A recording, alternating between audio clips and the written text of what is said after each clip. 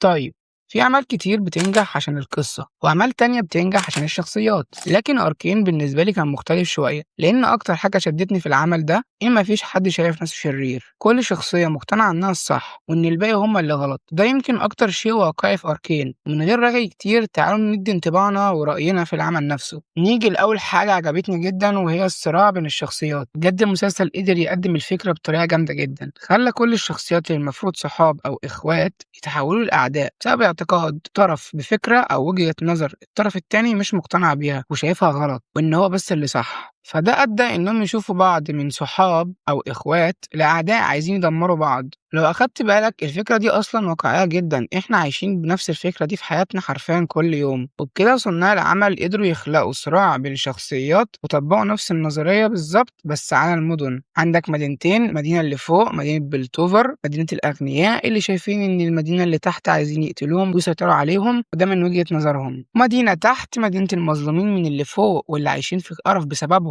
دلوقتي أكيد أنت فهمت أنا برمي على إيه. الاتنين شايفين الحاجة من وجهة نظرهم مش الحقيقة المطلقة، ودي كانت بداية الاختلاف والصراع. بس الصراع لوحده مش هو السبب اللي خلاني أحب أركين. أحد أسباب حبي للمسلسل ده هي جينكس. جينكس بصراحة دي أكتر شخصية أنا حبيتها في المسلسل كله، وده لعدة أسباب، منها ماضيها وإنها كانت منبوذة من المجموعة اللي كانت معاها، كانت نحس عليهم وده خلاك تتعاطف وتقتنع بأي حاجة هي بتعملها. ومش عايز أقول لك قد إيه كنت فرحان باللي عملته في آخر حلقة من الموسم الأول مع إنه غلط. وعلاقتها بفاي وسيلكو، سيلكو، يا رجل هذا أنا. وعلى ذكر علاقتها بفاي فهي علاقة مضطربة بين الكره والحب، ومش هقول ليه عشان محرقش أي حاجة، وبسبب كل الأسباب دي إنها اتربت مع سيلكو عمك وعم عيالك فبقت سايكو محبوب. لو أنت اتفرجت على المسلسل وحبيت جينكس عايزك تقول لي إيه رأيك في آخر حلقة من الموسم الثاني لأنها أكتر حلقة عليها جدل.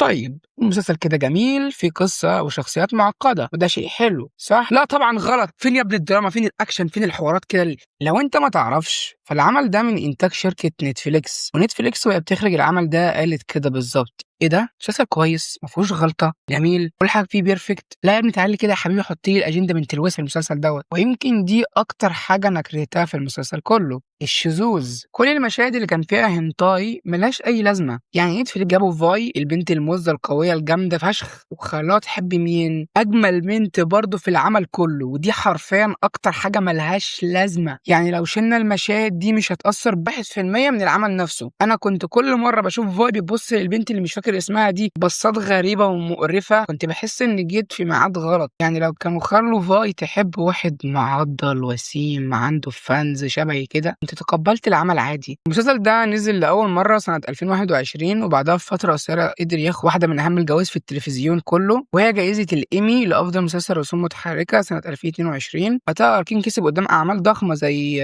ريك اند مورتي، وات اف من مارفل، وذا سيمبسونز، وبوبس برجرز. وده كان أول مسلسل مقتبس من لعبة فيديو في التاريخ ياخد الجايزة دي. وقفش عند كده لأن أركين كسب كمان جايزة آني اللي ناس كتير بتعتبرها الأوسكار بتاع الأنيميشن، وقدر يحصد 9 جوائز مختلفة في نفس السنة، منها أفضل مسلسل أنيميشن، إخراج، مؤثرات بصرية، تصميم شخصيات وموسيقى. في سنة 2025 الموسم الثاني كسب جايزة الإيمي لأفضل مسلسل رسوم متحركة للمرة الثانية، متفوق على أعمال كبيرة زي لاف ديس روبوتس وذا سيمبسونز. ده شيء نادر جدا لأن أغلب الأعمال بتنجح موسم وبعدين مستواها بينزل، لكن أركين قدر يحافظ على مكانته لحد آخر حلقة. غريب فعلا إن كل النجاح ده كان وراه فريق ما كانش مشهور بالشكل ده أصلا. نيجي بقى لتقييمي للعمل نفسه، أنا هديله 8 من 10. بصراحة أنا مديله 8 من 10، ويمكن الأسباب اللي نقصت بيها التقييم أسباب عاطفية أكتر ما هي نقدية. هتفهم قصدي لما تتفرج على آخر حلقة من الموسم التاني تحاول بقدر الإمكان ما أحرقش أي حاجة. بس مهما كان رأيي أركين من الأعمال اللي هتفضل متعلقة في دماغي لفترة طويلة. المسلسل نفسه أخد تقييم 9 من 10 على موقع IMDb بترتيب 27 على العالم كأفضل مسلسل أنيميشن. بس لحظة ما تمشي لما تعرفش أنا مين، فالقناة دي قناة لوميرو. أنا بقدم تحليل وتقييم لأي عمل بتفرج عليه من وجهة نظري. ولو بتحب نوعية الفيديوهات دي ما تنساش تعمل سبسكرايب وكومنت عسل زي كده ولايك عشان المجهود اللي مش بنحطه في الفيديوهات هنا. لو عايز تعرف ازاي أحمد يونس بيعرف يخوفك ادخل اتفرج على الفيديو ده دلوقتي.